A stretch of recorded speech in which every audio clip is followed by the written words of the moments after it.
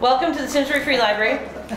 It was started as a free library in 1874. This building was built in 1890, and in the 80s the town grew so large that they moved the library function from here to down the street at the Simsbury Public Library. We have remained a genealogical and historical research library. We like to be civically involved, and we like to have educational lectures, and anything that anyone is looking to share, we're happy to share from here. And we're all very happy that you're here tonight. We have also some students here today, which is Dreamy from the high school, and we're very thankful for that too. So thank you all very much. This is Sarah Hart, and she is our events director, and she would be happy to share with you as well. Hello, welcome everybody. I just want to tell, because we have some new people, just want to tell you a little bit about what we have here at the library, because we have some amazing things that you might not know about. We have we offer genealogy help here. You can come in and get help every other Saturday, or when we're open on Tuesdays and Thursdays. We have a great resource here for that. If you're interested in World War I, we have a collection of 44 letters that were sent home to George Hall between August 11th, 1917 and October 21st, 1918. And they are just a great look at what of a 21-year-old soldier during World War I. And some of the letters are censored, they're cut out, they're signed, they say from somewhere in France. I mean, you get to really hold, it's not the actual letters, we've scanned it, but you get to hold it and really read it. And I think for students, that's really important to really be connected to history. We also we did a series of Farmington Canal maps. So we have a series of 9 maps that go all the way through from New Haven up to Granby, and we have a section of each map, and we have those. I have some in the back if you want to take a look at them. We sell them here. They're a fascinating look at something that was here only a short while and ran through Simsbury. If you're interested in transportation history, we have the William Phelps Eno Memorial Center here behind me at the Free Library, and it was due to Eno's efforts that things like speed limits, right-of-way rules at intersections and rotaries, all kinds of things were codified into law starting in New York here in the United States. And we also have a lot of his original furniture, and what's even more fascinating, we have like 8 binders of his scrapbooks of everything he kept from every letter and every article. And they're really fun to read, and they're fascinating, talking about how many people were getting hit by horses, and you know, so-and-so got hit and like broke his leg, so-and-so broke his arm, a kid ran in front of it, but it's all like these little details. You wouldn't know about it unless you looked at it. So that's something else we have. We also have a collection of research on Martin Luther King's time here in Simsbury in 1946 and 1947, and that's fascinating, him talking about how he can go to church with the white people and he can't believe it, and that's really fun. There's just so many cool things you can check out here, so please come back, take a look at what we have. And just real quick, before I introduce our speaker, I wanted to let you know that coming up, as part of the Art Walk, the Simsbury Free Library is a sponsor of the Art Walk with all the statues around town. So coming up soon on June 12th from 3 to 5, we are having a town-wide old-time ice cream social here. So we welcome you to come to that. And also we're starting a scavenger hunt having to do with the statues, and you get to run around and you can win prizes. And also Walt Woodward, who is the state historian, is coming on June 14th at 7 p.m. And he's doing a talk on the cost of battles not fought, war and rumors of war in early New England, and has to do a little bit with the Pequot War and Indian Wars, and it promises to be another good night. So let me introduce Marc Banks, who we're so lucky to have here because he's really, really busy, and I'm so happy you could come. He has been involved with archaeological surveys throughout Connecticut since the 1980s. The largest surveys involving thousands of acres were conducted with Dr. Kenneth Fader at People's State Forest in Barkhamsted, Nepog State Forest in New Hartford, and the McLean Game Refuge in Simsbury, Canton, and Granby. He's also worked with and directed archaeological field schools with the University of Connecticut and Western Connecticut State University. He's worked on a number of cultural resource management projects, including the Archaeological Reconnaissance Survey of the Cigna campus in Bloomfield in 1999 and 2000. He received his Ph.D. in anthropology from the University of Connecticut in 2001, right? Mm-hmm. I wrote it down wrong. He also formed his own firm, Marc L. Banks, Ph.D., LLC, specializing in archaeological assessments and surveys related to town planning, river and development projects, And he's also conducted many other surveys for a variety of development projects, as well as an extensive archaeological assessment for the town of Simsbury. So welcome, Marc. Thank you.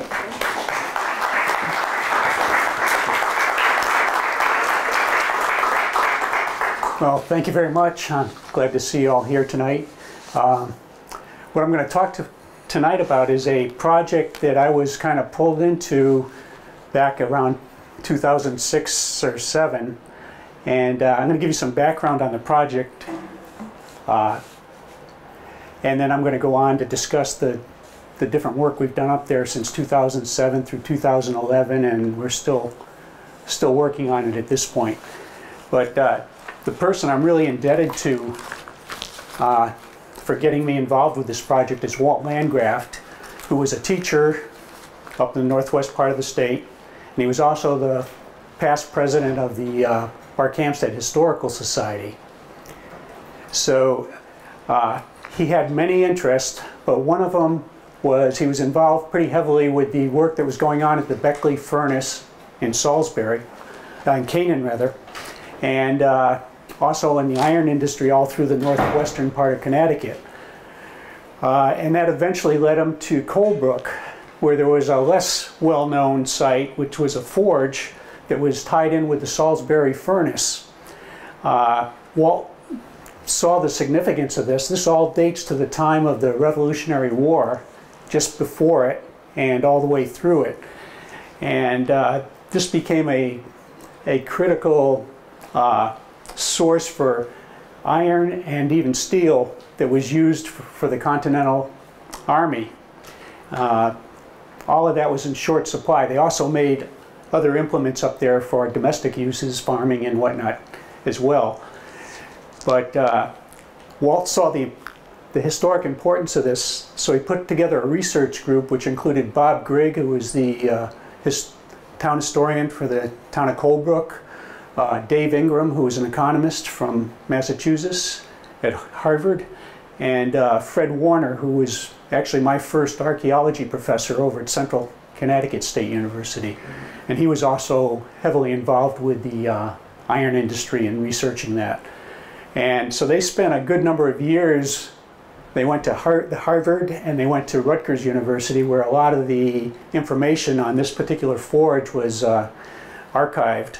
And so I think probably 5 or 6 years went by before I was actually brought in. Walt wanted to show me this site, and I didn't know that much about forges, so I said, well, let's go take a look at it. And between Walt providing me with all the information that they had recovered at the different archives,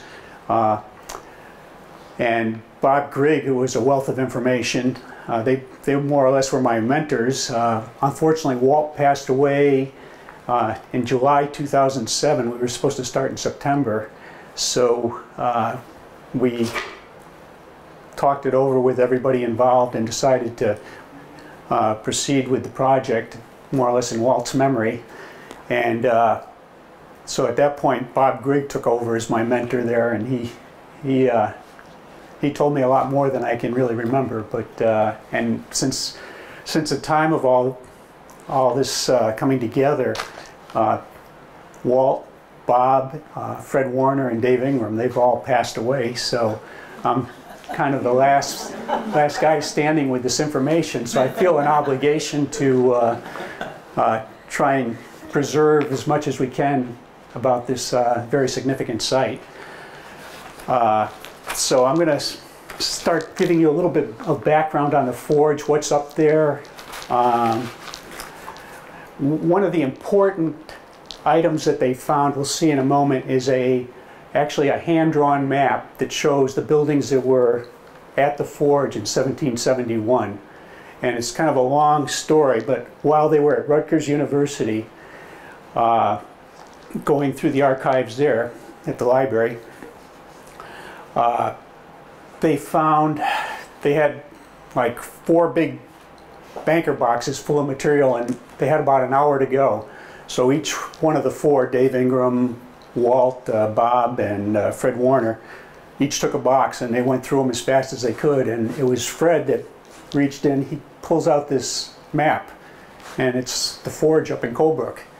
The way it got down there was that Richard Smith, who was the one that was the mastermind of putting this whole forge and ironworks together, he hired, they actually took on this man, Jared Lane, who was a lawyer and actually became a partner in the ironworks with Richard Smith. And he was from New Jersey. So many years later, long after he had died, a lot of his papers were bought by a collector and donated to Rutgers University. And that's how that map traveled from Connecticut all the way down to New Jersey. And it was just, you know, by chance that they, not by chance totally, but very fortunate that they found it. So I'm going to start going through these slides and give you a little idea of where this is all located. Let's see. If the star on here, that's actually the location of the forge. And if you see this dark line that comes around behind the star, that's the Still River. Comes out of Winstead. And it meets up here. This is Sandy Brook coming down out of Massachusetts. And the both of them come together right here, confluences there, and they eventually empty into the Farmington River in Riverton.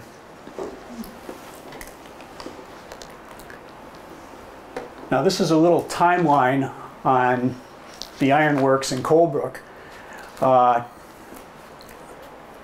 Richard Smith was originally, he purchased property in what it was at the time West Simsbury. It's now Collinsville, and it's in the vicinity of where the Collins Axe Factory is in general. And there was an ironworks there that he purchased, and he also purchased property up in Salisbury. There's a furnace up there that the same people owned, and two brothers, Caldwell, owned it, and they were hitting hard times, needed money, so they sold both holdings to him, along with iron ore deposits up in Salisbury as well. So he had that whole operation, but about 1770 they had a epic flood that washed everything basically away. It rained for like 9 days in July, and so immediately Richard Smith started looking for another location to set up the iron forge, and he decided on Colebrook, and there were a number of reasons for that. First of all, there were large stocks of forest up there, and charcoal was the key ingredient that they needed for the manufacture of the iron, because what they were doing was taking pig iron that they were transporting it from Salisbury, roughly 25 miles away, and by oxen in carts. They had teamsters. They were making constant trips, bringing tons and tons of pig iron to Colebrook. And what they were doing with the pig iron was, at the forge, they were refining it into wrought iron, which is a lot more useful and stronger than the cast iron would be. The cast iron tends to be brittle. So, as you can see here, when he went up there in 1770, and then by 1771, I think it was July, he started to build all the buildings for the forge. And by the end of the year, everything was in place. They had 4 worker houses, they had a sawmill, they had the forge, they had an iron house, they had a blacksmith shop, they had a large store, and a large coal house. So all that was built in like 6 months. And the operation actually started at the end of 1771. And then you can see up here, by 1772, they were going to bring 100 tons of iron from Colebrook to New Hartford. And this is more difficult than it would appear, because the only road that led into this forge at the time was a road that was known as the Kellogg Road. It was really a wood road. It matched up with the North Road So they would bring the materials from Salisbury over the North Road, get onto this Kellogg Road, and it would lead right to the forge. But that wasn't adequate, though. What they really needed was a way to get the products to New Hartford and then on to Hartford. So he requested from the Connecticut legislature to have a road built. So they agreed that there was enough need for these iron products that they decided to go ahead with this. They built a road that goes down through the part of Colebrook where the forge is now known as Robertsville. It goes down, there's an old forge road, it leads on to down through the center of Riverton, over to East River Road in Barkhamsted by Squire's Tavern, and then out to New Hartford. And that was completed by 1775. Now, as you can see, by 1773, they're advertising in the Connecticut Current all different types of products. So we have a very good idea of what they were making in terms of this refined iron was being used for guns, all kinds of farm implements, cart tires, axes, and shear molds. They also, by 1777, they were making steel up there, and that was probably one of the earliest locations where steel was being made. And steel was important because it gave a harder edge to a lot of the farm implements, but it was more important in that during the Revolutionary War, they were, in Salisbury, they were making these cast iron cannons. And the barrels needed to be bored out. So they were using the steel made at Colebrook. They were making these drill bits that would go on a hub, and they would invert the cannon, have a drill mechanism, and it would bore out the cannon barrels very smooth, so it added a great deal of accuracy to them. And when the bit would become worn out, they would just disassemble it, unscrew it from the hub, heat it up again, hit it just at the right angles, create new edges on it, and the thing could be used over again. Now, the state realized how significant this was.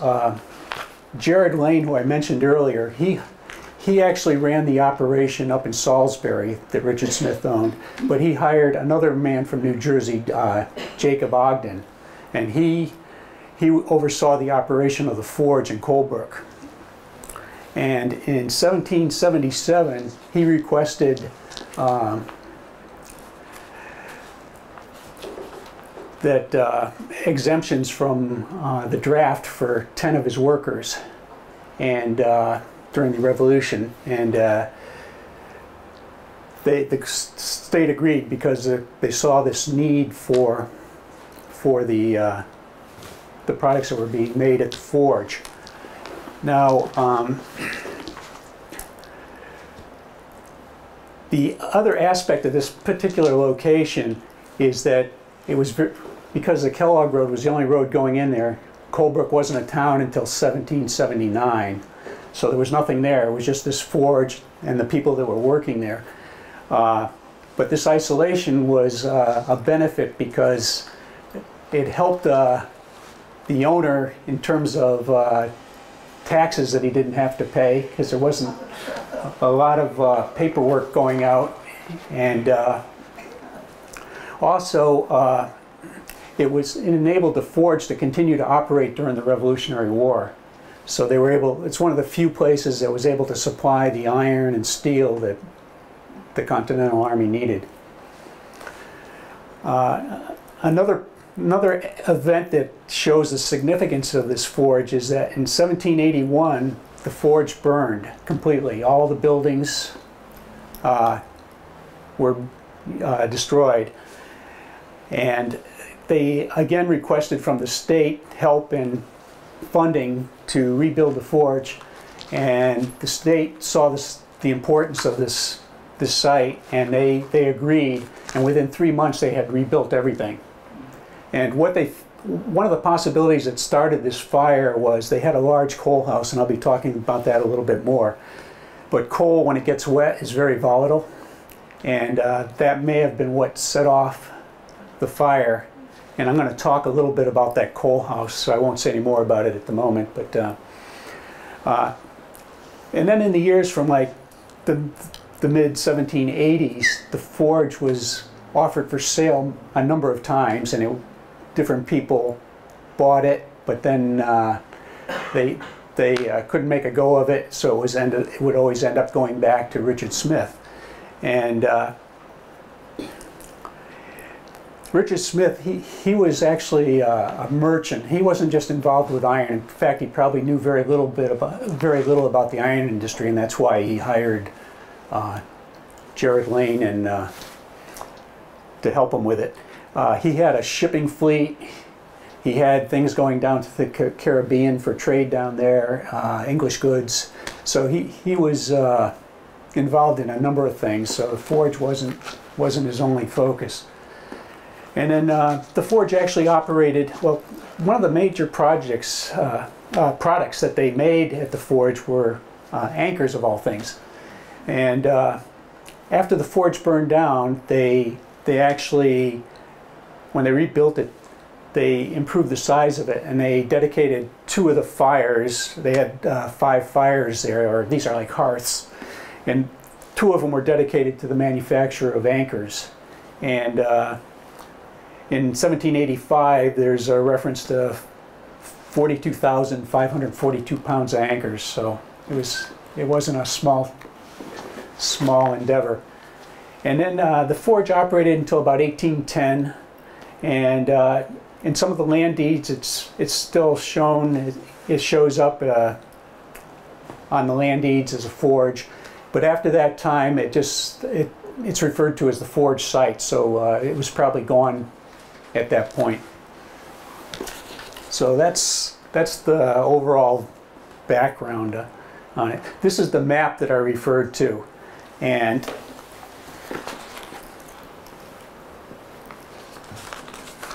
just to orient you, this is right here, this dark line that comes around like this, that's the Still River. That's what powered the wheels at the forge, the water power from the Still River. And just to show you the foresight that Richard Smith had, he actually got the water privileges for what was called the Long Pond. It's now Highland Lake up in Winchester. So I believe it's like 5 or 6 miles from the forge. But he had the rights to lower the water, I think, 1.5 feet. So his intention was to keep this forge running year-round every day. And so this Still River goes out. If we had a modern-day map, you'd see Route 8's about out here. Now Robertsville Road runs through the front of the area where the forge is, and Creamery, Old Creamery Road. But oops, this is the forge here. This is the coal house. This is let's see, we've got there was a barn next to the coal house. We have this is a store here. It was like a office and store combined. They stored products in there. It was a 2-story building with 4 rooms on each floor, and it had a dugout basement where they stored some of the supplies.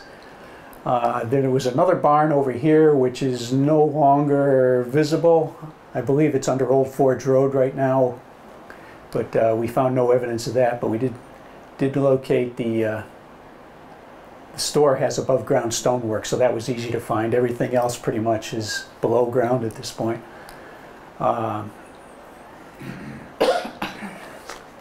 Over here, this is the sawmill. Here's one of the workers' houses.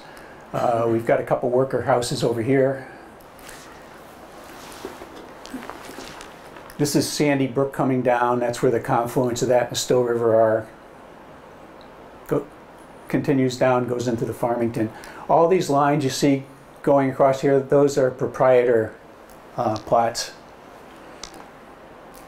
And one thing that's kind of interesting, on all of these, they have, you can't read it in this picture too well, but they've listed the types of wood that are there, because wood was the most critical resource they needed to operate the iron forge.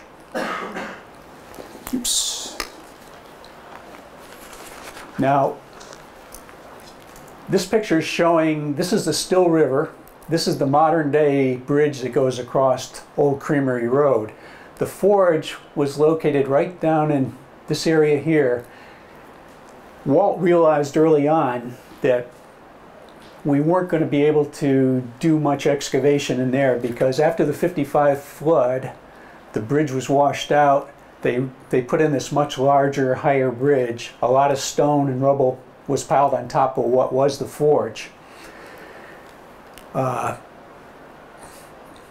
Most of what you can see of the forge, this is a close-up of right about where the arrow is there. You can see the bottom courses of stonework. That was the foundation for the forge. If you look over in the background here, through the trees, you can see there's a large expansive field. And that is a large pasture today, but that's where most of the buildings, or a good number of the buildings for the forge were located. And we'll see some better pictures of that in a moment. And that's property owned by Jeff and Marcia Marstead and Marcia's brother Bill Currier. And they were generous enough to let us dig test pits all across that for all these years.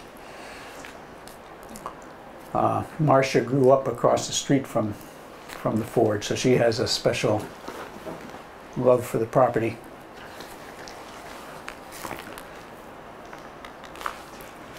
Okay, let's see. We just had that. Yeah, here we go. Okay, this is the pasture that we saw beyond the trees there, and this is looking to the southwest. The Still River runs right behind here, takes a turn, and it comes out where we just saw the forge. Takes like a pretty close to a 90-degree turn. In a moment, I'm going to show you we had found two of the dwelling houses over in here through our excavation. Over in the northwest corner of the pasture. The coal house is right in front of us here, and we'll see some better pictures of where that was and what we saw once we started excavating. Now, I mentioned the Connecticut Current. We're very fortunate. There's all kinds of advertisements in the Connecticut Current. This one's talking about, this is 1773, and it was for sale at that point, and it pretty much describes what's there. Had 4 fires. They designed the forge so that it had 4 wheels on it, four large water wheels. The 2 larger ones, which were upstream on the building, they were overshot wheels. And then they operated the trip hammers that they used for the iron process. And then the 2 smaller wheels, the water would come off the front wheel with undershot wheels, turn the wheels, and that operated these large bellows, which would heat up the fire.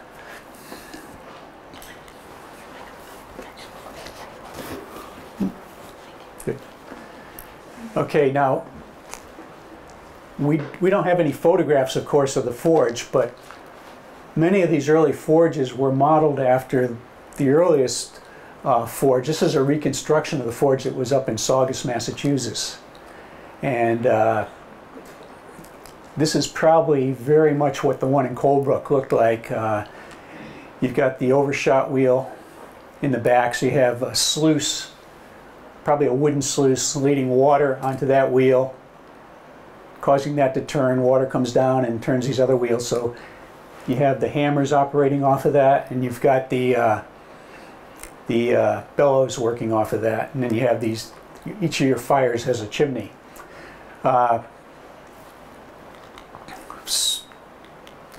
This is a sketch that Walt made of how he pictured this working, and this location on the Still River is pretty significant, because here's the Still River. We saw the picture. We were probably, when I was showing the lower courses of stonework, it's probably about over in here along this side of the building. But there was a large outcrop of rock right in through here that, and I have some better pictures coming up, but this allowed them to have a canal that came around, canal or race, that came around the side of it. They divert water. They had a dam across one of the constrictions in the river, one of the narrower points, so they could build up the water to get the water they needed to power the wheels.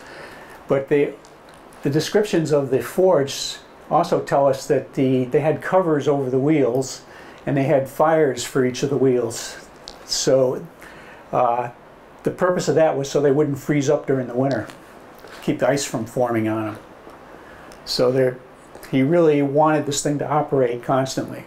It never turned out that actually worked 100%, but that was his intention. Now, after the water is diverted to this race, it comes down this wooden sluice, and it hits the overshot wheel, turns that one, and then you've got the undershot wheel in front of it. So both those wheels are underneath those covers.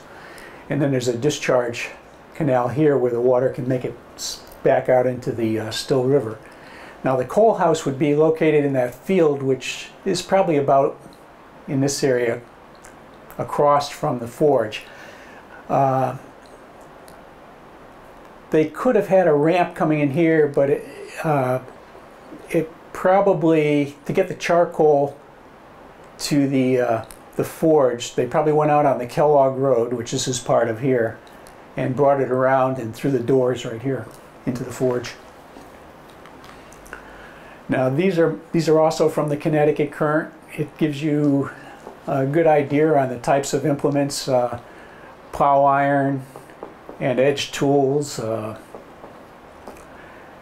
crowbars, steel sleigh shoes. The steel would be much harder, enable the shoes to hold up much longer. Plow iron, they would sell iron bars to local farmers, because a lot of them would take that and work it themselves into whatever they needed. There you see, this is like all through 1776, 1778, 1778, so this is all going on during the Revolutionary War.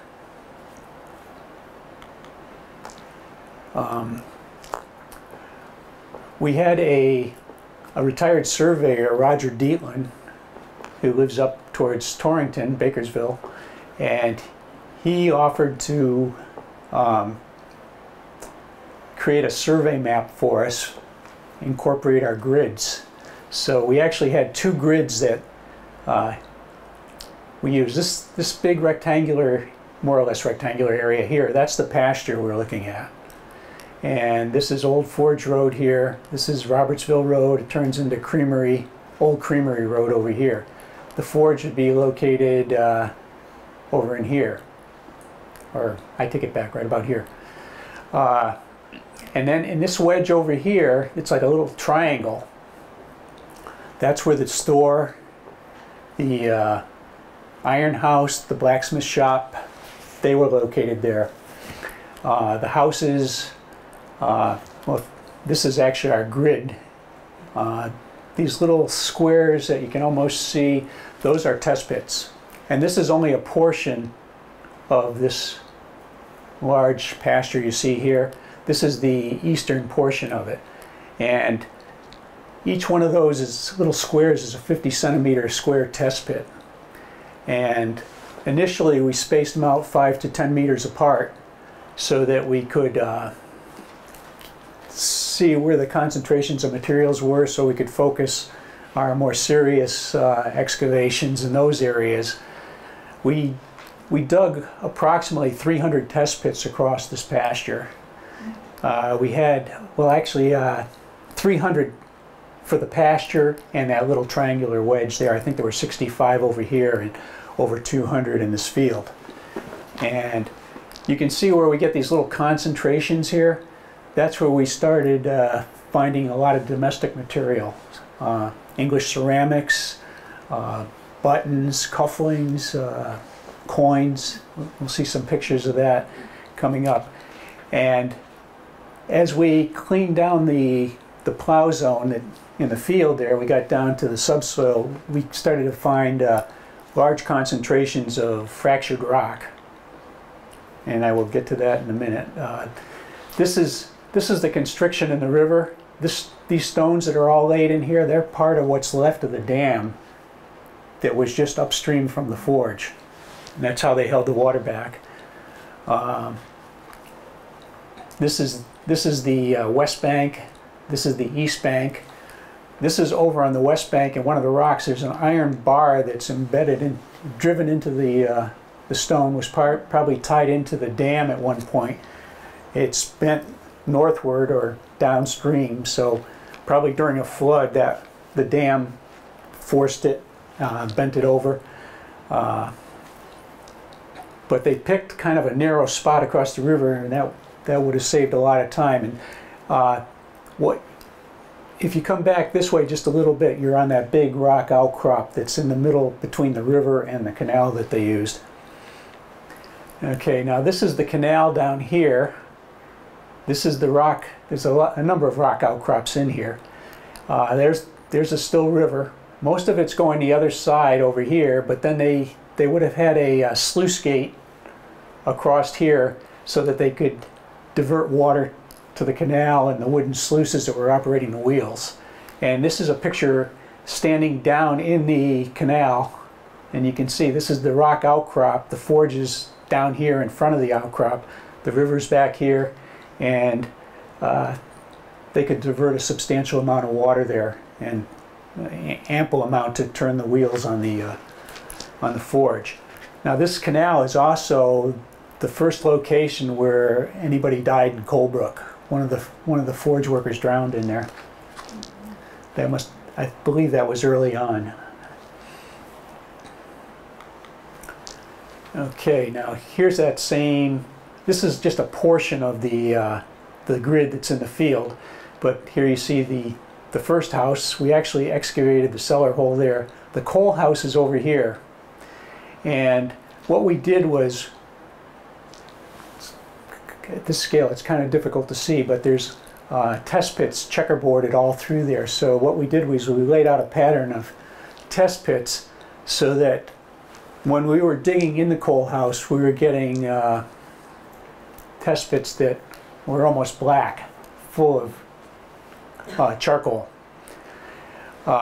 Sometimes I'm calling this coal, but coal house, that's how they referred to charcoal in those days. It was before they had the coal we know of, the anthracite. So if our test pit was outside the coal house, we just had the natural soil stratigraphy. You have the darker soil up here that's a little more organic, and then you have the subsoil, which isn't as organic, and it's just natural stratigraphy. But once you got in the coal house, you either had 2 feet of charcoal mixed with dirt, or you had, in one case, or more than one case actually, we had 2 layers of it. So we had a dark layer here, a layer of sand, and then another layer of charcoal.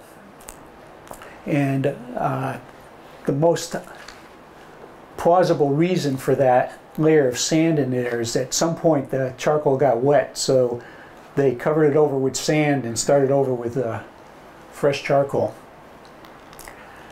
And here you can see this is one of the test pits that's in the coal house, and you can see that's just all black soil, and that's one of the screens that all these test pits were done with 1/4-inch hardware cloth. So everything we dug had to go through that. We screened it to look for cultural material. In this case, we were trying to define the boundaries for the coal house.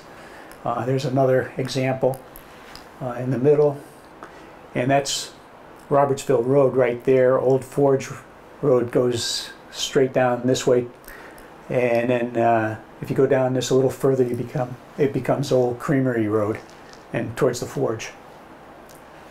But these are some of the big fragments of charcoal. It was still a lot left in there, buried in the ground.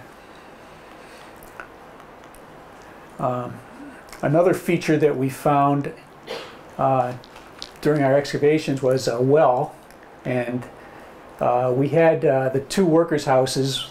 We excavated one of them. One of them we just opened up to get the rough dimensions on due to time constraints. But next to that second one, we uncovered a well. It was, if you were to take like 2 steps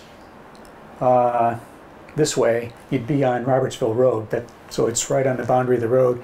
It looks like the town must have at some point, they filled it in with roofing materials and everything, so it wouldn't be a hazard.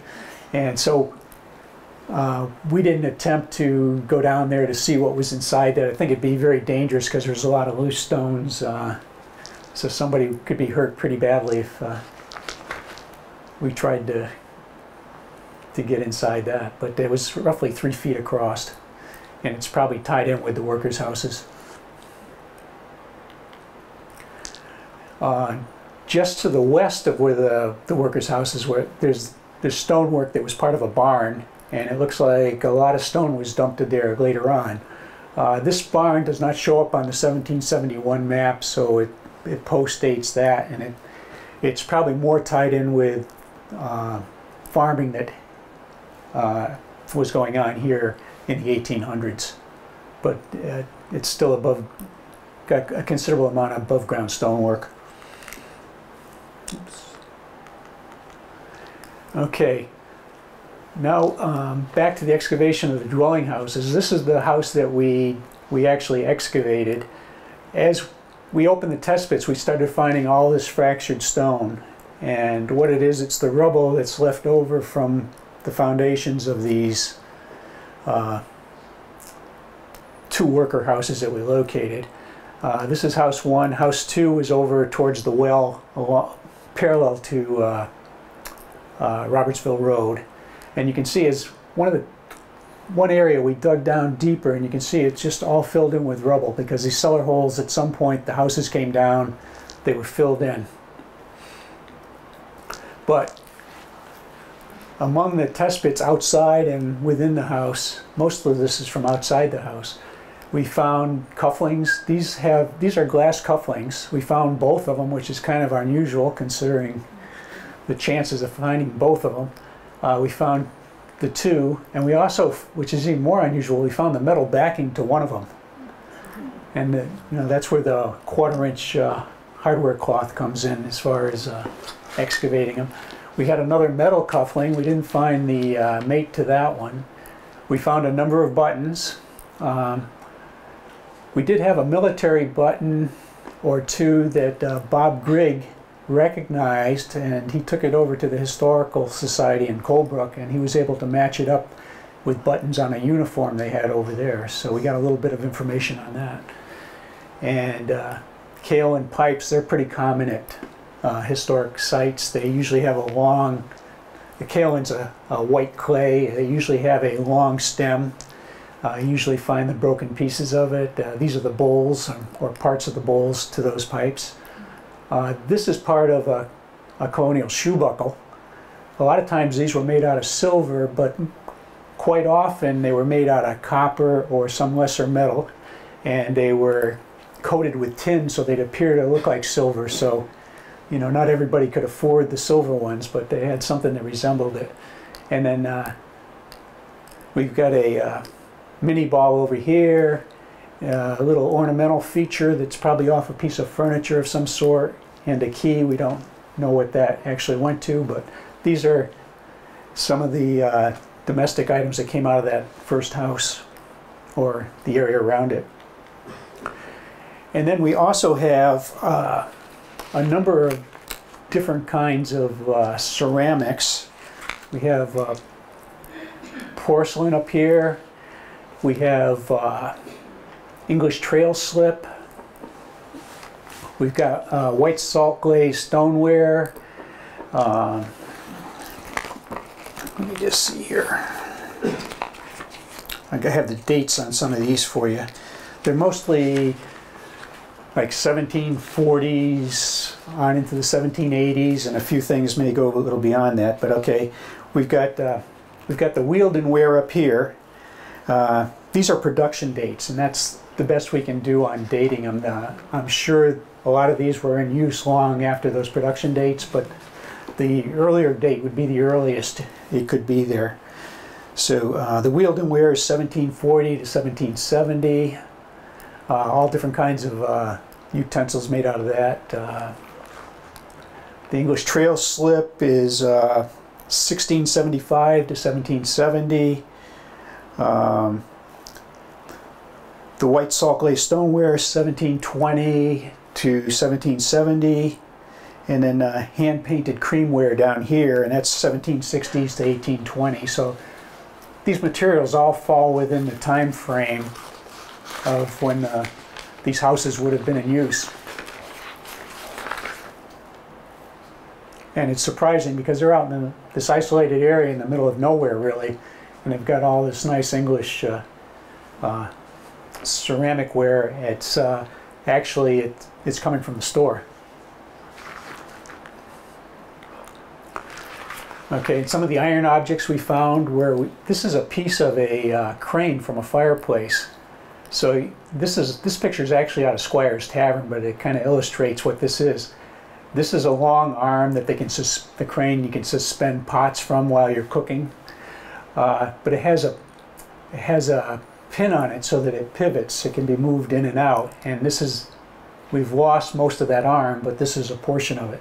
So a lot of times the materials we're finding, we're trying to piece together what they are from fragments, but sometimes it's more clear than others. But now this triangular piece here, this is actually what they call a spud wrench. And at first it would look like it was a nail set of some sort, but it has no evidence of pounding on here. What it's used for is if you're putting iron plates together and you have drilled holes, you put it through there, hold things in place. This is an oxen shoe. They have a cloven hoof, so you'd have, it's not like a horseshoe where it's one continuous shoe. Now, we found 4 coins out there, halfpennies, and the ones on the gray backgrounds, those are the ones we found. Copper doesn't hold up particularly well in soils in Connecticut. They're acidic, but we had enough detail there that I was able to find pictures of their counterparts with a little more detail. This is an Irish halfpenny. These are the English halfpennies, and the obverse and the reverse.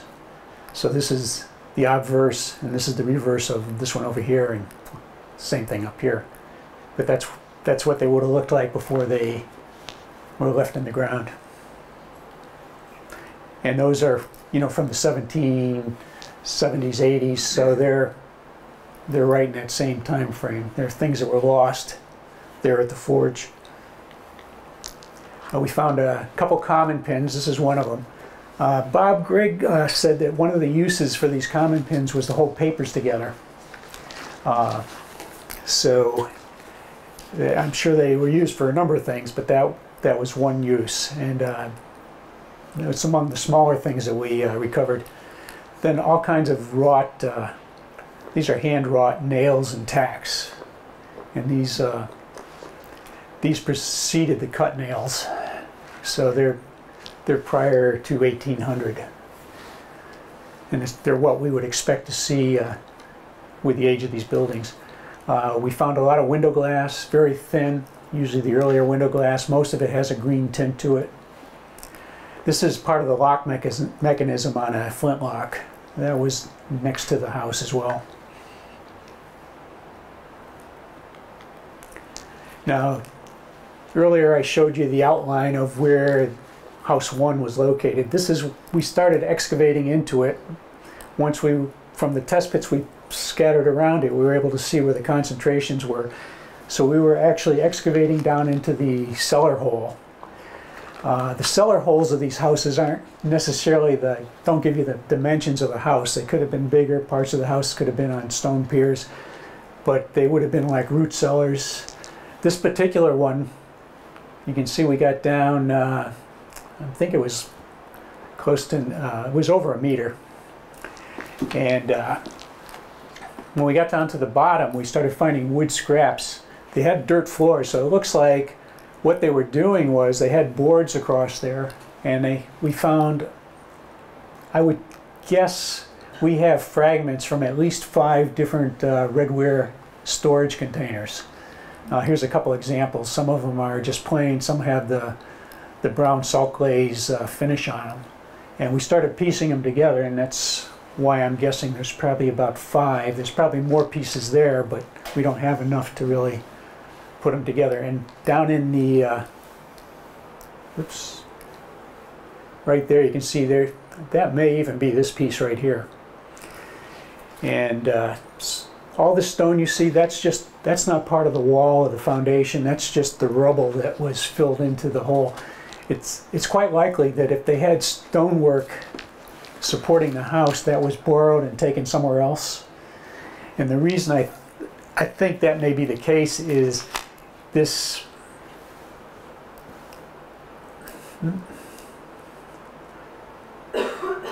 This is actually a piece of lead pipe coming across here, and that's way too modern for the age of these houses. So we were wondering what happened there. Well, it turns out the people that live across the street came up with the answer for us. Penny Putnam remembered that there was a spring house down in the far corner of the pasture, and that they brought water up to use for one of the barns on the other side of the road. So this pipe passed through here. We know that this wasn't filled in when they put the pipe in there, because as we dug down through, we would have seen a dark stain, rectangular stain following the pipe. Because when they dug the trench for the pipe and filled it back in, you can always see where that disturbance was, and there wasn't any. So it must have been partially open for a good number of years before it was finally covered over altogether.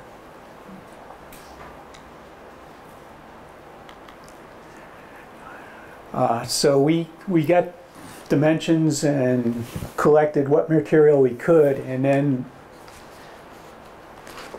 what we did was we covered this this whole area over with geotech fabric.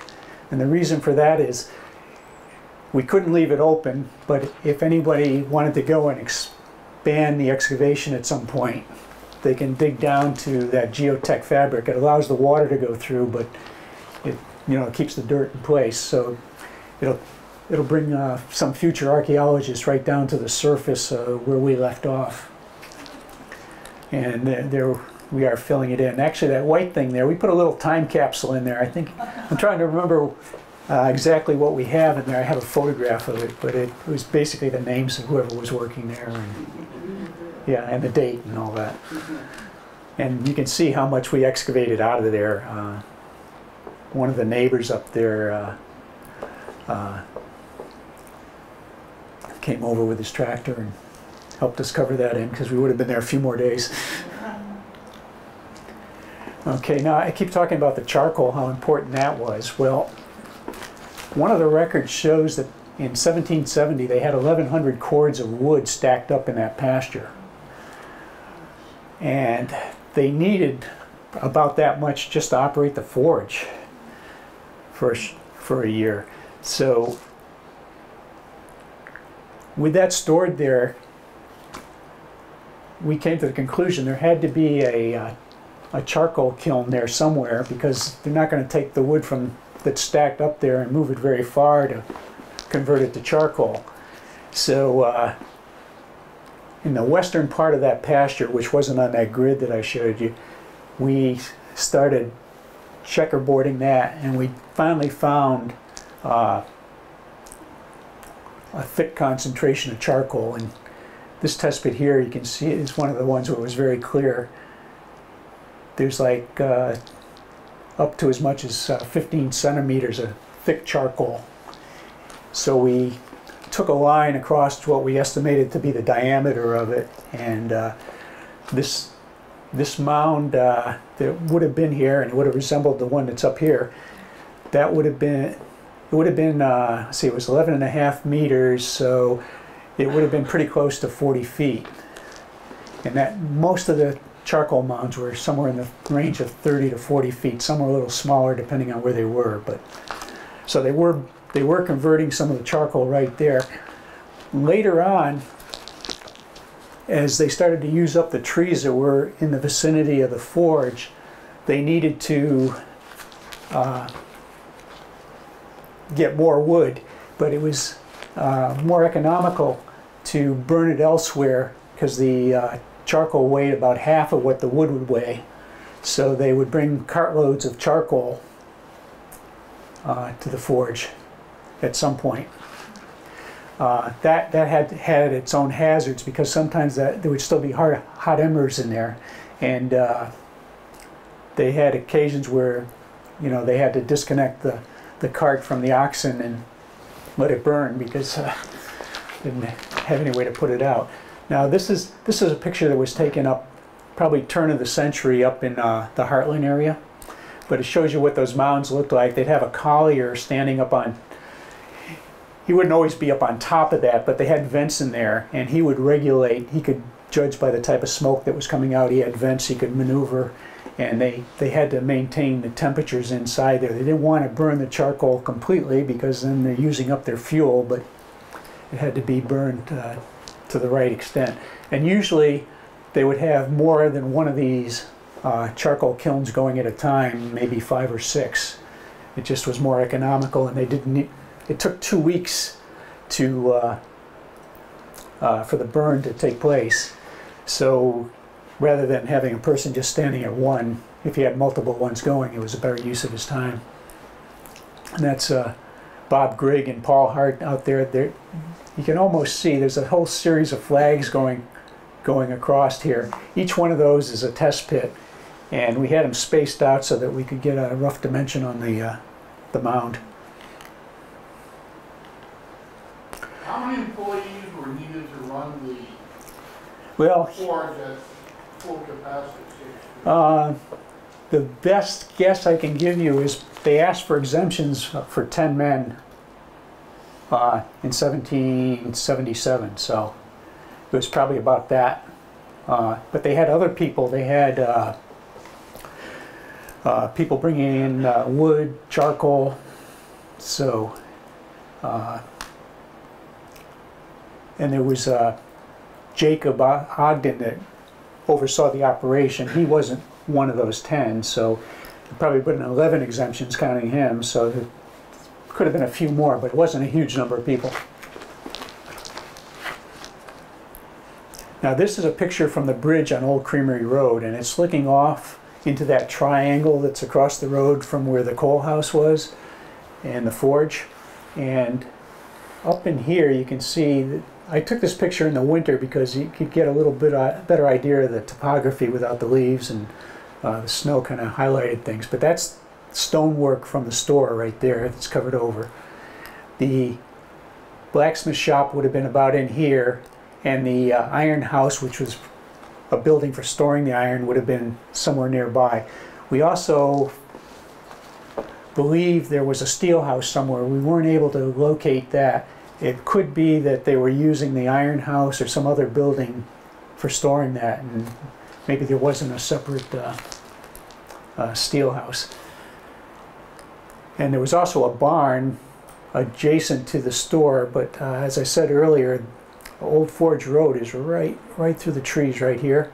And if you went back to that 1771 map, the barn would have fallen pretty close to where the road was. Right down here is the Still River going underneath. Now I mentioned the Kellogg Road earlier. This is the sawmill here. There's a pretty substantial waterfall right here. And then one of the benefits of this particular location for a forge was within a quarter mile the water drops 80 feet. So there was plenty of head to keep the water power they needed for the water wheels. So that's the sawmill. This is just a little bit of detail from that earlier map. This is actually, this map here is a little bit easier to read. This is Bob Grigg was, before he retired, was a cartographer for Rand McNally, and so he made all sorts of maps for us. And this one he kind of redid the 1771 map in a little user-friendly way, and it's pretty helpful. But here you can see he's talking about, you've got all the proprietor's plots, and then you've got the it says beech, birch, maple, hemlock. They were very concerned with what kind of wood was there because that's their source of their charcoal. Now this is the Kellogg Road, comes down through here, and it actually, this is just a wood road. It actually goes down in between the buildings here. That arrow's pointing to the road. It goes up near the store. They actually stored provisions in the cellar hole of that store, and maybe upstairs as well. But and then the road comes around and goes by the blacksmith shop and the iron house and into the forge. So you know they could bring materials in either direction. Now, early on, there was some confusion as to the actual location of the forge, and Walt actually cleared that up. The reason there was confusion is if you were to go down the Still River to where it meets Sandy Brook and follow it towards the Farmington River, there was a slitting mill there, and that's where they made nails. They'd make these long rows of flat iron, and they could be spliced into used for nails. And so all that's left there are the stone ruins. So people mistook that for the forge.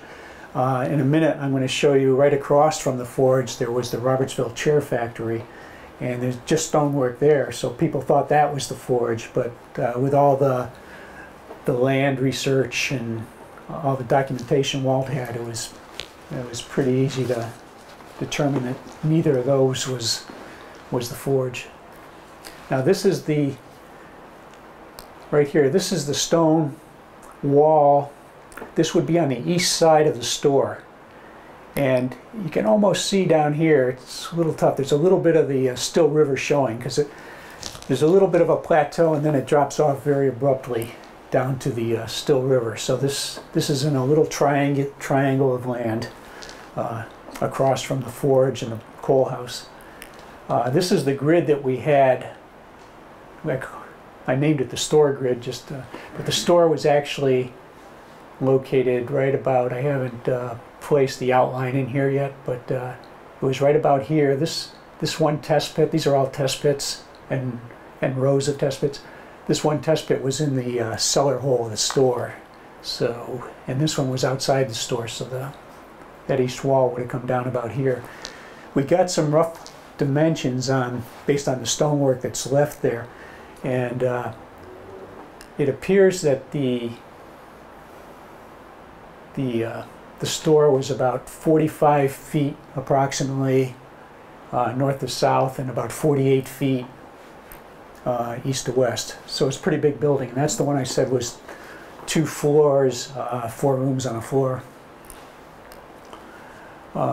There's a slope down in here, but these are test pits around the area to see what may have worked its way down the slope from the store. We found a lot of ceramics in there. And then this is our grid line going up through here. We tested on both sides. There's some stonework along the edge of this terrace right about over in here. The road would have come down, the Kellogg Road would have come right through about like this and down through here and over towards the forge. And actually in this picture you can almost see some of the openings here through the trees with the leaves down. So that's Bob Grigg. He's digging one of the test pits there. Lynn Landgraf and Walt's wife and Paul Hart. They were my major crew members. They were the ones that were there day in and day out. We had, at the end, I'll acknowledge everybody, but we had some people were there once, some people were there a number of times, but they were the diehards. Now these are some of the materials very similar to what we saw over at the materials from the house on the other side of the road, the kaolin pipes, pearlware, hand-painted pearlware, redware. We've got some stippled designs too, which is later. So because there's a house right across the street, dates to about 1832. It was actually Marcia grew up in that, and it was an academy at one time early on, and so materials were being dumped. So we have a mixture. Can't say that all this material dates to the forge period, but some of it, like this hand-painted pearlware, certainly does. And then different kinds of bottle glass. There's a real nice example of some of the old glass with the way it was manufactured with the rollers going across it. And then some more, these are wrought nails and tacks. And then that's a cut nail. Those are into the 1800s by the time the machinery for the cut nails was getting popular. Okay, this is showing a couple pictures. This is, I'm having some technical difficulties with this, but this is Old Creamery Road, right on the edge here where the light is. And this is excavating in where the blacksmith shop was, and we had a number of files and punches and chisel fragments that we were recovering in there. And we did the same thing here. When we were finished, we ended up covering with that geotech fabric. We have galvanized stakes in the ground so that we can reestablish the grid at such a time if anybody wants to.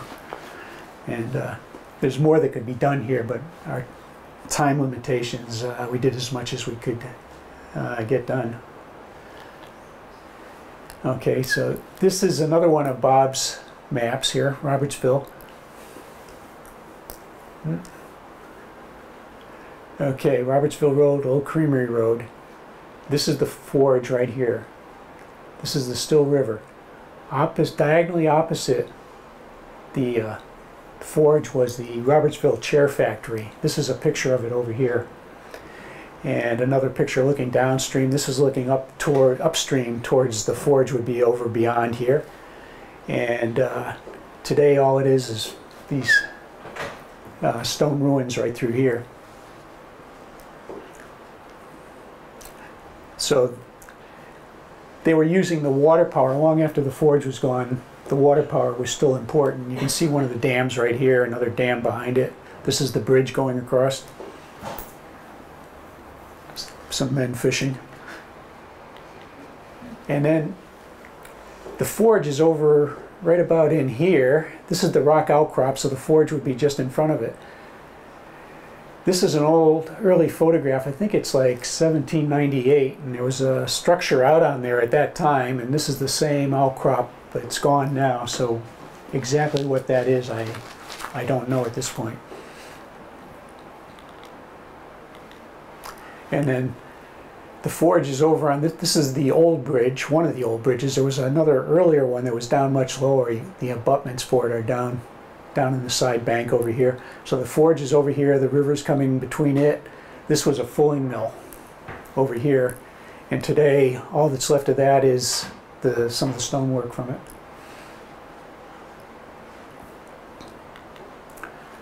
So I have a lot of people I'd like to thank, and I won't remember all the names without writing them down, but Walt's research group, The Farmington River Coordinating Committee, they helped support our project, as did the Barkhamsted and Colebrook Historical Societies, the Colebrook Land Conservancy, Marcia and Jeffrey Marstead, their brother Bill Currier, and then my contact with Northeast Utilities at the time was Jeffrey Borney. And then this is a long list of the people that were there during the between 2007 and 2011. So I'll wrap it up there. I actually have one more picture, and these are two items that are up at the Colebrook Historical Society, and they have significance because this is the nose piece for one of the hammers that was at the Colebrook Forge. So that was recovered years ago. These were probably 500-pound hammers that they were using. And this is a ladle that was found in the forge area. So either used there or one of the implements that was made there. But those are up at the Colebrook Historical Society. So, well, thank you very much. If you have any questions.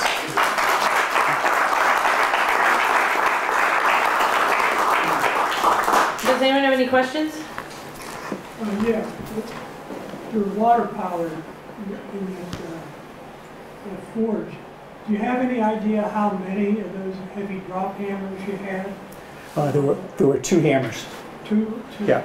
And how about any water-powered bellows or anything like that? They had two bellows, and I think after 1781 when they had the fire, they rebuilt it and they had 5 fires then. But there was still the same number of wheels, so I'm assuming they had 2 bellows. They could have had a third one. I'm not sure how it would have been hooked up. But these fires were actually hearths, and they had the chimneys going up through. And any of the anchors survive? you know, I'd like to see one of the anchors. I have yet to come by one, and to identify that it's from there, I don't know how easy that would be, but there's got to be one somewhere. They're kind of big items. And they were taking those in carts down that road that went to New Hartford, to Hartford. So. Some 10 years ago when I was doing some research, I ran across your Richard Smith, and he was sort of fascinating. If I remember right, he wasn't a colonist, he was a British. Yeah, he was a British entrepreneur, and he went back to England. Right, he went back during the war. Yeah. And some thought he was a British sympathizer, but it didn't seem to be, because he was helping supply things. He had a very cordial relationship with the colony government, I think, and they gave him back everything. Yeah, everything was given back to him. So it wasn't that he it wasn't that he was a British sympathizer at all. Right. And he left Jacob Ogden in charge of the forge during that time. I think they had hearings and whatnot, and they gave the ownership back to him. Do you know if any ledgers exist from the forge from that era? I have a few scattered pieces of things that might refer to somebody or other that was involved with that. Bob Grigg was he was constantly working on ledgers from Colebrook, and he would find items. So I do have things that he sent me, but they all have to be put into order, and they're just little bits and pieces. Yeah. But he did extensive research on it. Did they supply, was the Collins Relax factory around when they were making the steel? Well, I think they were probably getting iron out of Salisbury or somewhere at some point. Okay. Yeah. But not from here. Or maybe out of Beckley at some point. Or Hill. Or Hill. Yeah. That's where Yeah. the ore came from, Or Hill. Yeah. Well, when Richard Smith acquired these properties just prior to going to Colebrook, it was like 1768 when he started picking up these parcels from the Caldwells. He got the property in Collinsville, which was West Simsbury. He got ore deposit up in Salisbury, and he got the furnace up in Salisbury. So you know, it wasn't like just this little local forge operation. He had, you know, he was all over the place. He had the water privileges on Highland Lake and all of that. Is there any relationship between the Colebrook Forge and the Collinsville Axe Factory in terms of history, or? I don't believe so, not that I'm aware of. Hi, I'm Wendy Healy, and I live on 1 Old Forge Road. Mhm. We bought the house from Penny Putnam. Oh, right. From Uh-huh. the Couriers. Yeah. And I thought it was really fascinating, the part where you're showing the map that has different types of trees, Mhm. because we have a wood stove, and Uh-huh. we cut down wood from Mm. that property, Mm. and you know, there's a lot of cherry and pine and beech and different things, but not very much maple and some of the other species. So I'm guessing that at the time the house was built or the forge was there. Well, the forge, it was yeah, probably I think your house was like 1832. 1832, Yeah. Which is So, only like yeah. 60 years later. Yeah, It's really yeah. not that Yeah. much of a different era. It's actually, it's about 20 years later. The forge Right. was still there 1811, so. So I'm imagining that at that time there were like no trees anywhere, because they would have all been. I think they probably cleared a lot of it Yeah. So we're early on, because whatever grew after Yeah. that. I'm trying to remember where I saw it. I was going through a lot of the different references. And I think they needed 1,000 cords to operate the forge, so. Yeah, that was me gasping when you yeah. said that statistic about the And they- 11 cords in the field. Yeah, I mean, to- a lot of those advertisements I showed, there's a lot more than what I showed. And some of those, they're looking for woodcutters, and they want them to cut. I think they were cutting like 15 cords I forget whether it was a week, I think, or it was some. I mean, we're proud of the Yeah, one or two yeah. that we get every year. No chainsaws or no. But Yeah. one other quick comment on with regard to the anchors on the house that was built in 1832. Mhm. There, it's a Greek revival of cupola, which Right. is very unique. Mhm. It has a rope trim Mhm. on the exterior, and I always thought that there might be some connection to, you know, shipping or like Mm. sea in some way due to that rope Yeah. detail, and just, you know, kind of wondering how did it go, well, like what happened between it being the forge and it then being Clark Roberts wood mill and whatnot, and that connection Yeah, I'm not- to the sea. I don't know if there's I'm not anything- sure of that. I know that they were shipping the anchors out as they were, so they were going to Hartford pretty much, and on from there. Thank you for your Huh. talk. Oh, thanks. John? Do we know where the anchors were going beyond Hartford? I would imagine they probably went down the Connecticut River, is what my guess. I mean, Yeah. overseas, these are, I think they're probably maybe being used by the Continental Army, I don't know. But Richard Smith had his own fleet too, so he had okay. a vested interest in that type of thing too, so. The other question I had was the sawmill powered by water power as well? As far as I know, it probably was. Yeah. I don't have any. Yeah, that was a good distance from the rest of the complex, so we didn't actually do any testing up there. And that was actually on the power company's property, I believe. And they gave us permission to look around and check things out, but we had so much to do elsewhere that we never approached them to test any of that.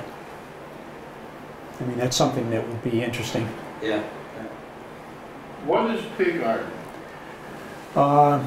That's what it's coming out of the furnaces there. It's iron, but it's got all the impurities in it, a lot of carbon in it, and it's not as useful for making implements. So the forge in Colebrook is what they call a finery forge, and that process removes those impurities, lessens the amount of charcoal in it. Carbon, I'm saying charcoal, I meant to say carbon, yeah. What's the best wood to make charcoal? I should know the answer to that. I think there's a few they preferred, but I'd have to double check that. Thank you all very much for coming.